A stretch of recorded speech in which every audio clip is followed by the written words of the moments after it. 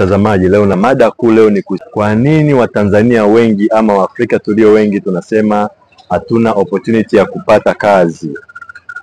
Na wengi wamekuwa wakizungumza kwamba sina mtaji katika kuanza kufanikisha maisha yao ya baadaye. Lakini kwenye swala la kazi nataka nikwambie mpenzi mtazamaji, kwenye swala la kazi ili uweze kufanikisha kazi kuna mihimili mitatu. Kwanza uwe na kitu kinaitwa commitment, consistency, umeona? Na confidence, yani kwa maana ya kwamba tuache ukiwa na mtazamo wa kusema kwamba sina mtaji, basi utaendelea kubaki nyuma siku zote, kwa sababu wewe utakuwa kwanza, lile neno linakutengenezea wewe kuwa muoga wa kuthubutu kufanya kitu, na inakuwa ni kama ugonjwa wa kudumu, kwa sababu wewe umeshaamini hivyo katika fikra yako kwamba mimi sina mtaji, kwa hiyo siwezi kufanya kitu chochote kile.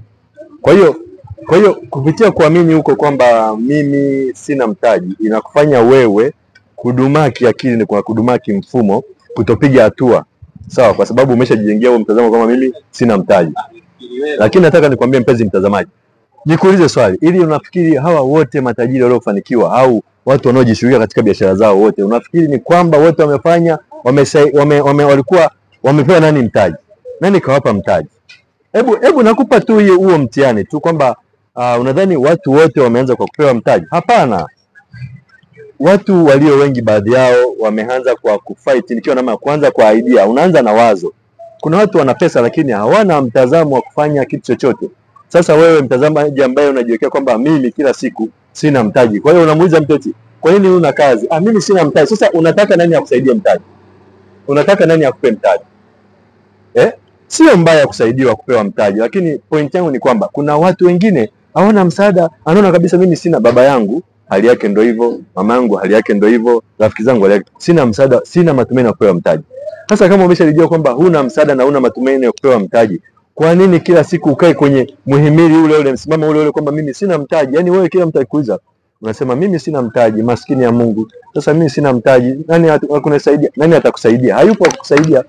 Wewe kwenye mtazamo wako ili uweze kufanikiwa, mpenzi mtazamaji, naongelea wale wenye matatizo ya kazi. Kwanza inatakiwa uwe na ile kujiamini. Uwe na ile kujitambua kwamba mimi naweza nikafanya, uthubutu. Umeona? Kwa sababu hata wakina Balesa, wakina Mengi wana historia kabisa. Hata hao wengine kwenye miji yetu kama kina Dr. Lemi hawa. Umeona watu waliofanikiwa kina Medad nani hawa, wameanza chini, yani wameanza sio kwamba walipewa mtaji. Mtu anaanza labda let's say okay, tuongelee labda haya mtaji. Sema labda haya let's say labda biashara hata ya machungwa, umechipata shilingi 10,000. Tunaenda sokoni unachukua machungwa pale. Ukipanga sehemu ukaanza kuuza kidogo ya machungwa,